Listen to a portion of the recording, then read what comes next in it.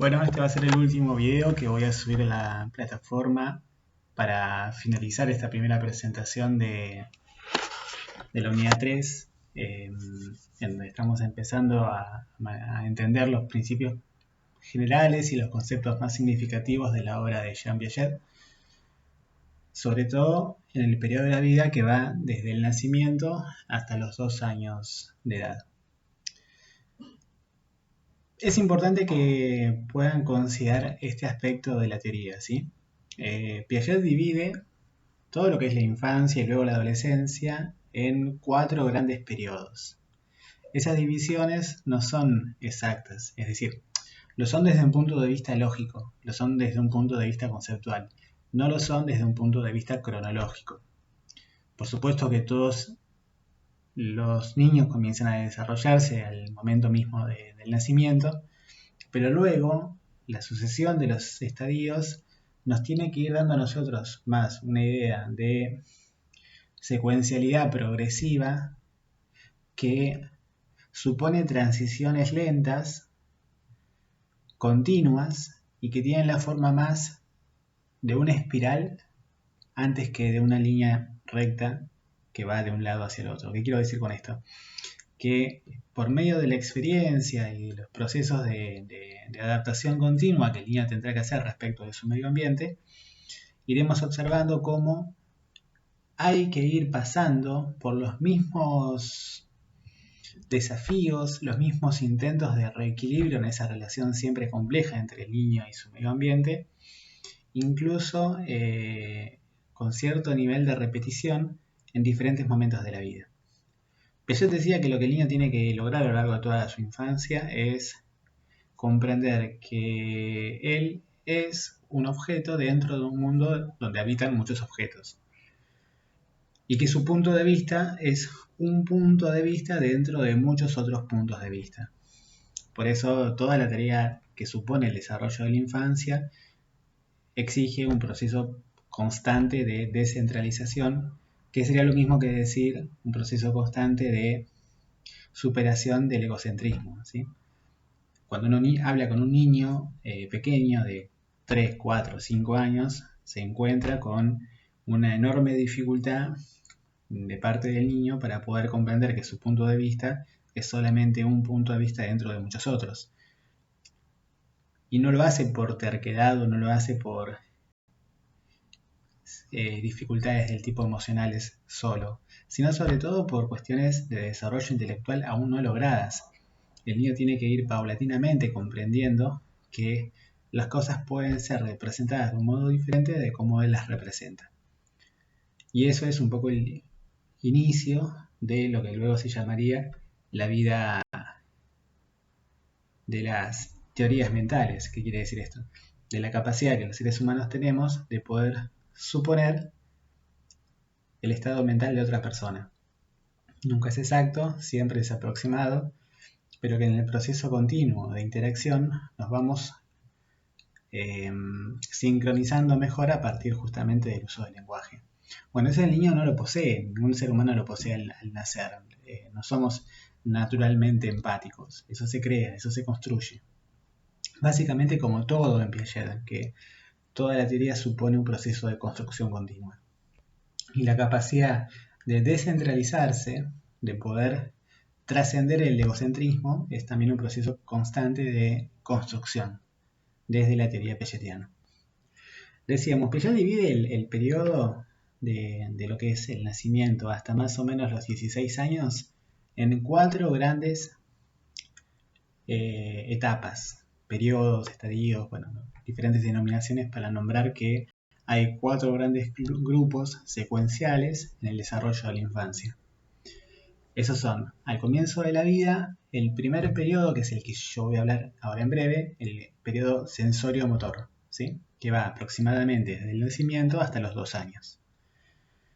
Le continúa el periodo preoperatorio, que es desde los 2 años hasta aproximadamente los 6 años, ¿sí? Posterior al preoperatorio le sucede el estadio de las operaciones concretas, o el operatorio concreto, que va desde los 6 años hasta aproximadamente los 12.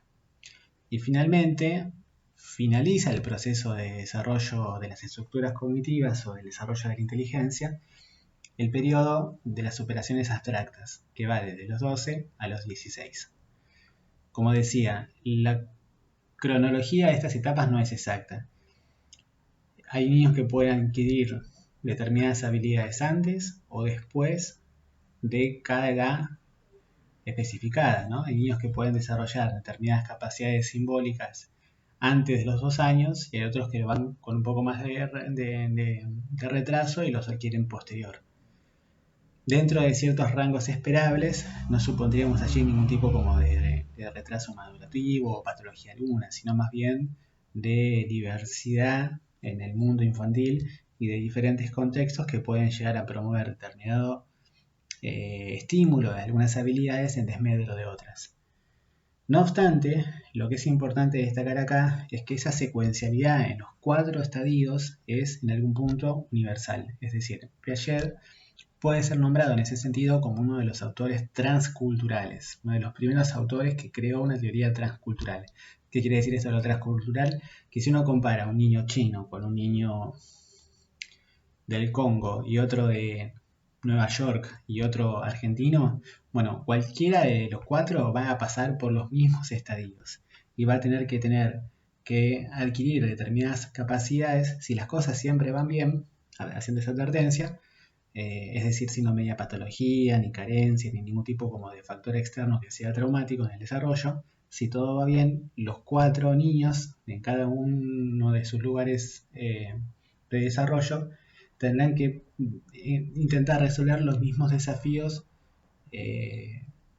independientemente de la diversidad cultural en la que se encuentren. Esto es importante porque yo decía en otro de los videos que Piaget es uno de los autores que a mi gusto podríamos ubicar como los que lograron identificar el esqueleto psicológico del ser humano. Y a esto me refiero, ¿no? A que en Piaget encontramos una teoría que logra responder con bastante exactitud y con bastante dato empírico cómo es el proceso de desarrollo de la inteligencia independientemente de las variaciones del contexto, que no es poca cosa. Por supuesto que el contexto matiza, singulariza, establece diferencias, como decía, estimula algunas habilidades en desmedro de otras. Sin duda, no hay ningún tipo como de discusión respecto de la diversidad cultural en el desarrollo del niño. No obstante, todos pasarán por las mismas 4 etapas siguiendo la teoría piagetiana. Y esto es lo que da a entender el proceso secuencial y direccionado de la teoría de Piaget, de la teoría evolutiva de Piaget, ¿no? Es decir, que todos pasan por las mismas etapas y convergen en esta final etapa del desarrollo intelectual que es el operatorio abstracto. Y no pueden haber saltos, ¿sí? No se puede pasar del sensorio motriz al operatorio concreto sin antes haber pasado por el preoperatorio. Supone una secuencialidad irremediable, ¿no? Hay como que pasar por algunas etapas para luego constituir otras. Imagínense, es una comparación un poco forzada, pero vale el caso, que estuviéramos construyendo una casa y bueno, es imposible establecer como los pilares sobre los que se sustentará el techo sin antes establecer las bases de la casa, el piso. Bueno, el primer periodo del desarrollo de la inteligencia en Piaget, el periodo sensorio-motriz, del que voy a hablar ahora, es básicamente el piso de la inteligencia, ¿sí? Las bases, el primer desarrollo. ¿Por qué sensorio-motriz? Es importante entender esta definición. Vieron que Piaget es un autor que es muy descriptivo en sus conceptos, no establece como ni metáforas ni alegorías, es todo muy concreto. Porque básicamente lo que acaba de estar en juego son las sensaciones y los movimientos, ¿sí? Que es lo que el ser humano al momento de nacer posee como capacidad de percepción del medio, lo sensorial, y de reacción a las percepciones del medio, lo motriz, ¿sí? Y es importante establecer esto, sin mediación del pensamiento. Porque al momento de la vida, siguiendo la teoría piagetiana, no podemos adjudicar ningún tipo de existencia mental al ser humano. La mente en ese caso se creará. Y en ese punto podemos también establecer algún tipo de similitud, equivalencia conceptual con la teoría psicoanalítica, en donde también se parte de la idea de que el aparato psíquico se constituye. No es algo innato, ¿no? Sino que más bien tiene que mediar interacción con el medio y sobre todo con los otros, con ese entramado de vínculos, para que algo de la vida mental nazca, ¿sí? Por extensión, no quiero entrar acá porque entiendo que esto nos llevaría como a todo el mundo de lo psicopatológico, que es muy interesante, pero que nos desvirtuaría de los conceptos piagetianos. Pero por extensión podemos entender lo grave que resulta cuando este entramado de vínculos es inconsistente, o es fallido, o es directamente ausente, ¿no? Lo terriblemente traumático que es para un niño no contar con un mundo adulto o semiadulto que lo ampare. Pero bueno, eso lo dejaremos para quizás otro momento de explicación. Sensorio motriz. No hay intermediación del pensamiento. Es todo cuestión vinculada a las sensaciones, al mundo de los sentidos y a las reacciones motrices. Es importante que también entendamos esto. La inteligencia se crea. La inteligencia se desarrolla como una capacidad a partir de la interacción con el medio ambiente. La inteligencia al comienzo de la vida es una inteligencia práctica. El niño, para poder adaptarse en ese proceso continuo de equilibrio y desequilibrio en su relación con el medio ambiente, necesita desarrollar cada vez más acciones que respondan a sus necesidades, a la satisfacción de sus necesidades y al logro de este reequilibrio en la relación con el medio. Y para ello se irá pasando de este pasaje tan significativo en la obra piagetiana, que es ir de los reflejos a las primeras conductas aprendidas, que son los esquemas de acción. El concepto de esquema es importantísimo en Piaget. Van a encontrar en el PDF que yo subo al aula virtual una definición muy desglosada del concepto de esquema. Es una secuencia de acciones organizada que puede repetirse en situaciones similares. Bueno, hay un cuadro donde yo desgloso con precisión cada uno de los componentes de esa definición. Pero es importante esto, ¿no? Cuando hablamos de esquemas estamos hablando de las primeras conductas aprendidas, ¿no? En algún punto la teoría piagetiana es una gran teoría del aprendizaje. Explica cómo es el proceso en el que los seres humanos adquirimos no solamente conocimiento intelectual, sino sobre todo conocimiento práctico al comienzo de la vida. Insisto, los esquemas de acción son las primeras conductas aprendidas que permiten pasar de lo heredado por la especie, lo filogenético, los reflejos, a las primeras adquisiciones individuales en lo ontogenético, ¿no? Que es básicamente los esquemas de acción. ¿Y de qué estamos hablando de esto? De movimientos muy sencillos. Por ejemplo, como decíamos en el video anterior, el niño nace con la capacidad refleja de realizar el movimiento de prensión o el movimiento de succión. No son movimientos voluntarios, no hay conciencia, no hay intencionalidad en ese movimiento. Tampoco hay finalidad. Hay sí una suerte como de programación genética, si se quiere, de la especie, como las primeras capacidades de supervivencia innatas que tenemos.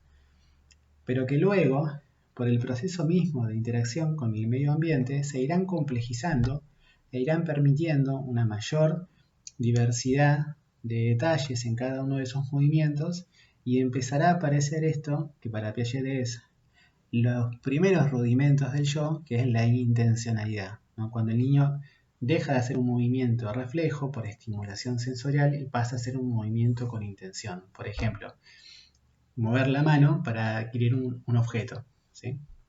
O mover la boca para chupar algo, como puede ser también incluso la mano.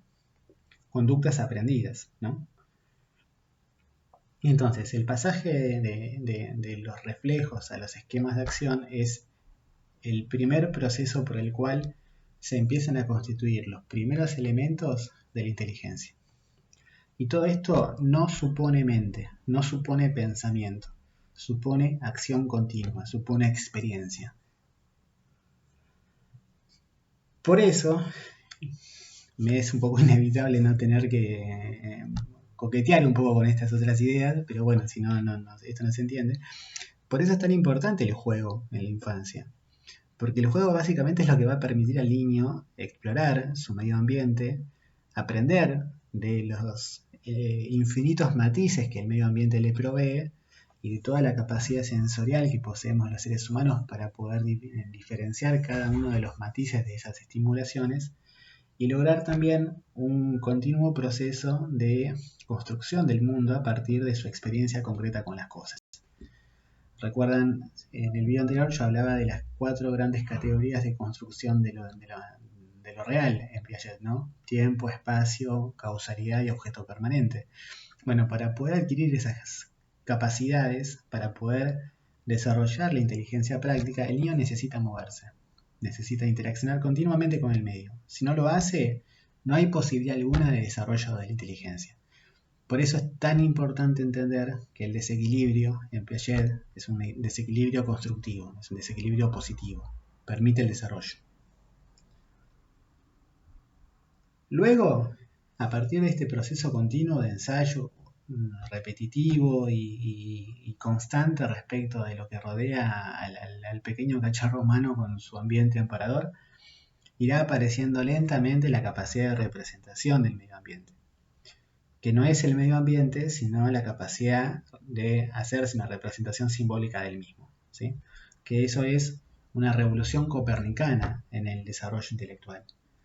¿Qué quiere decir eso? Que cuando el niño empieza a tener la capacidad no solamente de tocar las cosas, de verlas, de olerlas, de degustarlas, sino sobre todo de recordarlas, ya empieza a haber interioridad, ya empieza a haber mundo interno, ya empieza a haber conciencia, empieza a haber uso de símbolos.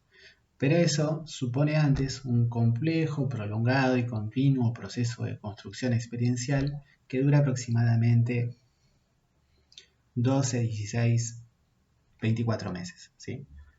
El niño necesita moverse para poder conocer su medio ambiente y poco a poco empezar a representárselo. También dije, lo vuelvo a repetir para que esto quede como bien claro, que una de las grandes contribuciones originales del pensamiento piagetiano a la teoría del desarrollo intelectual es haber separado la inteligencia del pensamiento, entendiendo que primero hay inteligencia práctica y luego hay inteligencia cognitiva. Y es ese pasaje el que va a suponer la adquisición primero de los esquemas de acción y luego los esquemas mentales. Allí tengo mi pequeño sujeto piagetiano queriendo entrar acá a esta parte de la casa para interrumpirme la clase, pero bueno, lo tengo bajo custodia, así que no se lo voy a poder permitir. Es importante que todos los que estén en contacto con niños estén todo el tiempo observándolos, ¿sí? Porque allí está el sujeto piagetiano enfrente de nuestros ojos, está la capacidad de poder darle sentido a todo esto tan gris y tan frío que tiene la teoría piagetiana, pero que cuando uno lo empieza como a relacionar con cuestiones concretas, se te prende un mundo de colores, porque empezás a entender todo, ¿entendés? Esto es un esquema de acción, esto era un reflejo, esto es una reacción circular primaria, esta es una reacción circular secundaria, este es el pasaje de la capacidad de acción a la capacidad de representación. Empezás a entender de qué estaba hablando Piaget cuando hablaba de estas cosas. Piaget básicamente constituyó su teoría de la inteligencia, del nacimiento de la inteligencia a partir de la observación de sus propios hijos. Con esto, muy propio quizás de nuestra disciplina, se han hecho mitos y fantasías respecto de que Piaget era una suerte como de Dr. Frankenstein que experimentaba con sus hijos. Nada que ver, de hecho, las investigaciones históricas dan cuenta de que si bien él experimentó con sus hijos, los experimentos piagetianos son más parecidos a un juego de mesa que a un experimento de laboratorio con jeringas. Experimentar con un niño supone lo que naturalmente hacemos con los niños, darles objetos, juguetes para que los exploren, si son grandotes y de diferentes colores y texturas mejor, darle como un ambiente más o menos cuidado, en donde hayan variables más o menos controladas de luminosidad, de sonido, de espacio, para que el niño explore, porque tiene que crear su universo de símbolos, y eso supone un proceso, digamos, de cierto cuidado ambiental. O sea, es esa la experimentación piagetiana, no otra. Pero bueno, siempre las figuras de la psicología suelen ser como utilizadas para crear ficciones en torno a ellas, ¿no? Bueno, como está pasando ahora con la serie de Freud cazando fantasmas o qué sé yo, que no la vi todavía. Volviendo a Piaget, para establecer algunas cositas más. Piaget, esto lo van a encontrar en la bibliografía, sobre todo en la bibliografía de Psicología del Niño, capítulo 1, sí. Si no es el capítulo 1, sí, el capítulo 1. Van a encontrar que Piaget divide el primer periodo del desarrollo de la inteligencia en seis subestadios, que incluso hace una clasificación cronológica, que como todas las clasificaciones cronológicas en Piaget hay que tomarlas con pinzas, son a título representativo, no son exactas, pero que supone un movimiento paulatino, progresivo y secuencial de desarrollo, donde a partir del nacimiento hasta los 3 meses tenemos el primer subestadio, luego de los 3 a los 6 el segundo, y bueno, y así va siendo una suerte como de sucesión de estadios, clasificando este gran periodo de la primera infancia en 6 pequeñas etapas, en donde se supone que cada vez el niño va a poder ir logrando una complejización mayor en la relación con su medio ambiente. Y un proceso cada vez más logrado de reequilibrio constante. Van a ver también, y esto es importante porque yo en la guía que subo a la plataforma lo pregunto, y posiblemente pueda hacer también una pregunta de parcial, que en cada subestadio del periodo sensorio-motriz, Piaget establece una relación con lo que son las reacciones circulares primarias, secundarias y terciarias, que es básicamente una sucesión de acciones en donde el niño primero experimenta con su propio cuerpo y luego con los objetos del medio. Bueno, eso estudienlo porque es importante, y luego en el momento del chat virtual lo hablaremos con un poco más de precisión. No quiero abrumar porque podría seguir hablando de muchos otros conceptos piagetianos, pero creo que acá están más o menos las coordenadas centrales, ¿sí? En donde, escuchando estos videos, estudiando el PDF que subo, en donde están los resúmenes y los principales conceptos definidos, y luego obviamente la lectura bibliográfica, van a poder ir como al momento de estudiar los textos con un poco más de esquema previo, siguiendo la teoría piagetiana, ¿no? Esta idea de la construcción continua supone que uno aprende en función de lo aprendido previo, ¿no? Que no puede aprender nada que no tenga como una capacidad, una posibilidad de ser relacionado con un conocimiento anterior. Bueno, mi intención con estos videos y con ese texto es justamente proveerles de los elementos para que ustedes puedan construir sentido con estas primeras aproximaciones. Digo esto y ya termino. Finalizando el periodo del sensorio motor, finalizando los 2 primeros años de vida, vamos a encontrarnos con que hay un pequeñito que antes básicamente no poseía la capacidad de representarse el mundo, con ese mismo pequeñito con la capacidad de poder hacerlo. Y comienza el periodo de las de construcción paulatina de las operaciones concretas o preoperatorio.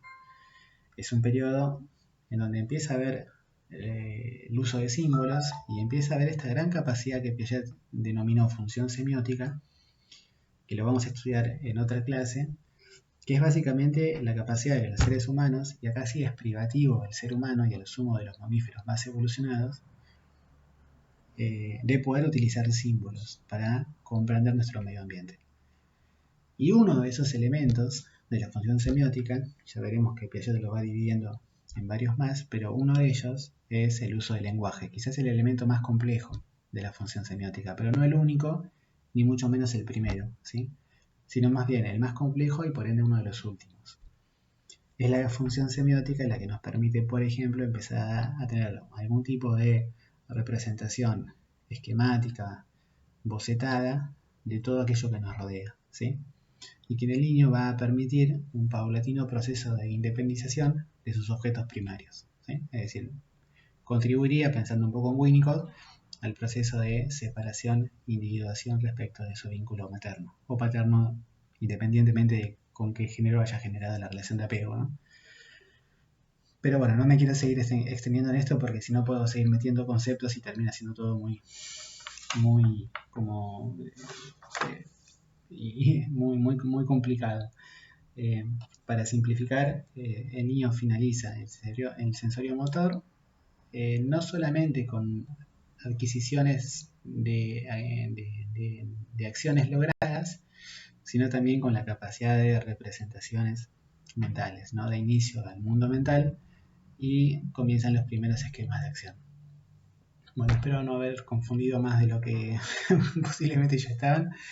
El 17 estaré yo como del otro lado de la pantalla para responder a las preguntas por medio del chat virtual. Y bueno, vayan leyendo la bibliografía, así cuando nos ponemos a interactuar logramos como avanzar con más facilidad. Bueno, espero que estén bien, les mando un beso a todos.